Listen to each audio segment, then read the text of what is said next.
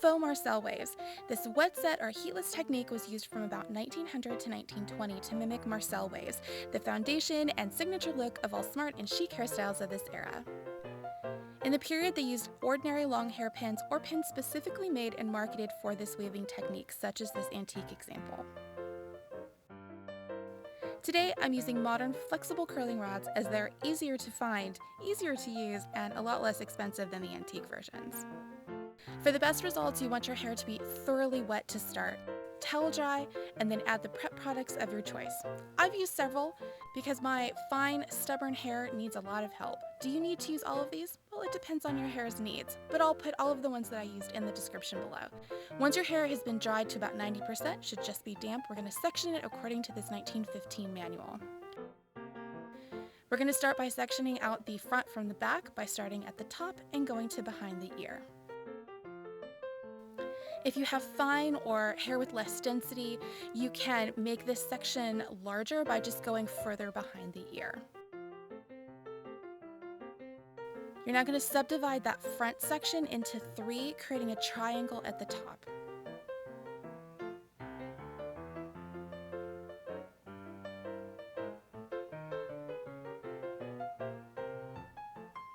Starting at the sides, you're going to subdivide these sections into 2 or 3, depending on your hair's density.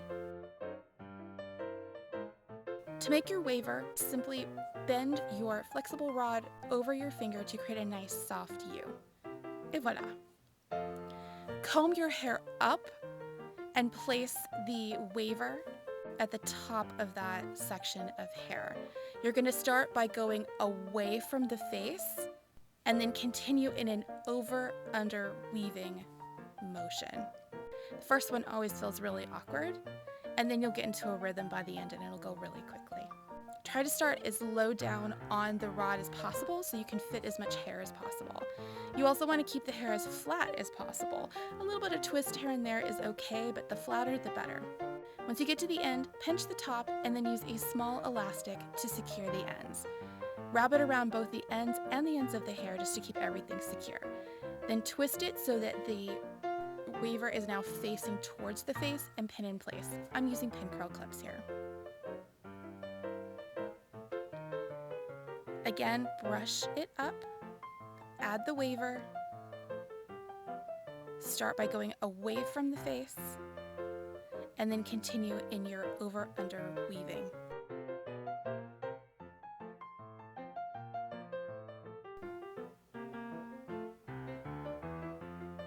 Pinch at the top, secure with an elastic. Make sure that it is facing towards the face now, and pin in place. And then you can fold these flexible curlers over just so they're out of your way.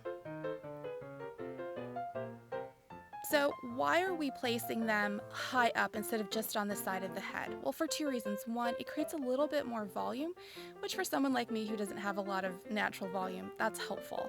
But mostly it's because it's just a lot less, or it's a lot more comfortable to sleep on this way. If you're not actually laying on the rod as you sleep, it's a lot more comfortable. For me, this is above kind of where my head hits the pillow, even when I sleep on my side. Feel free to adjust these exactly where they're placed to whatever works best for you and for your hair. When you twist this towards the face before you pin it, make sure that it's not twisted. It should be flat, but facing towards the front.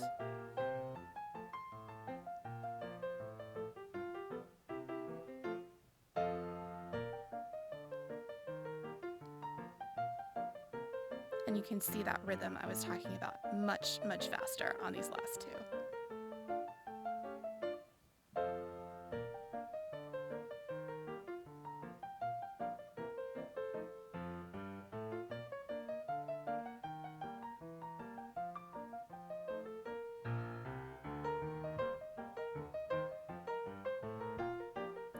Now once we get to the center section, you're going to create horizontal sections as opposed to the vertical ones that we used on the side. You're also going to place your waver right in the center of that section, so right in the center of your head. Now it's hard to tell if you should which way is towards the face because you're in the center of the head now, so it doesn't particularly matter which way you start. Just make sure that each waver that's in this section starts in the same direction. If they start opposite, your wave will be ruined. Consistency is the key here. Everything in one section should face the same way. Otherwise, the effect is ruined. So what happens if you run out of curler before you run out of hair? If you have super long hair, or if it is just thicker and you can't fit as much onto the waver? Well, you have a couple of options. Most hairstyles are not going to require more length than this to be waved, so you can just leave it out and leave it straight. Or you can put the ends into something like a pin curl, or you could curl it later with a curling iron. It's really up to you and the needs of your hair and your desired style. When you get to this front section, make sure that you are catching all of your little baby hairs as you do this, and they're not just like floating out there. That's one of the reasons I added more water here, was to grab as many of the little baby hairs as possible.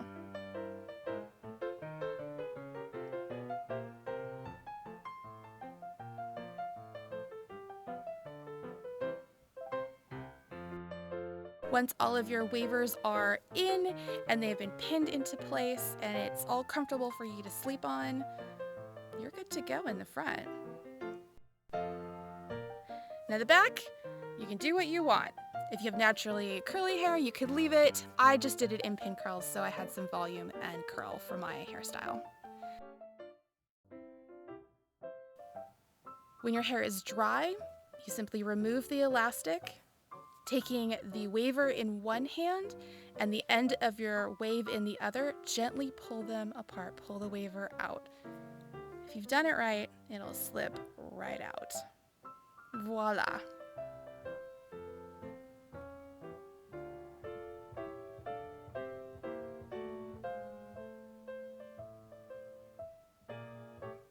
If it doesn't want to come out as easily, you can gently unweave it. Just make sure that you don't break up the wave too much.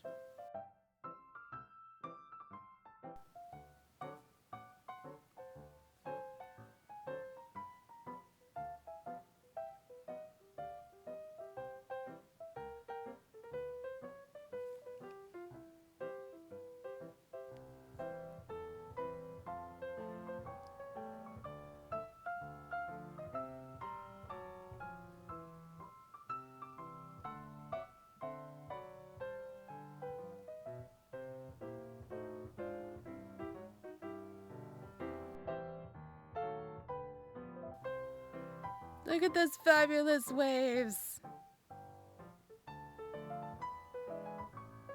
And here's what it looks like on a period style. This is a style from about 1915 to 1919. But again, you can use this Faux Marcel from 1900 to 1920. Couple of hints for fine hair or styles with a side part. You want to actually add a little secret section of waves. So we have our 3 sections in the front, and I've just pulled out one of my pin curls. This is going to be on the side where my part is, so the side that has less hair, where I'm not bringing hair over, just so I have a little bit more to work with to make it even. This is also great if you have more density on one side or the other, or if you just want a little bit more hair at your disposal once you get to your style. This is what I did for that 1915-1919 style that was a side part, and it worked very well to just have a little bit more hair to work with.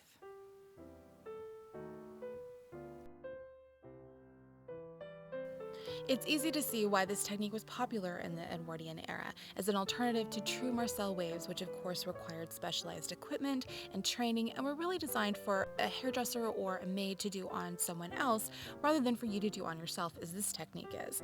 It's a fun alternative to curling your hair for Edwardian styles as well, so I hope that you'll give them a try too. Until next time.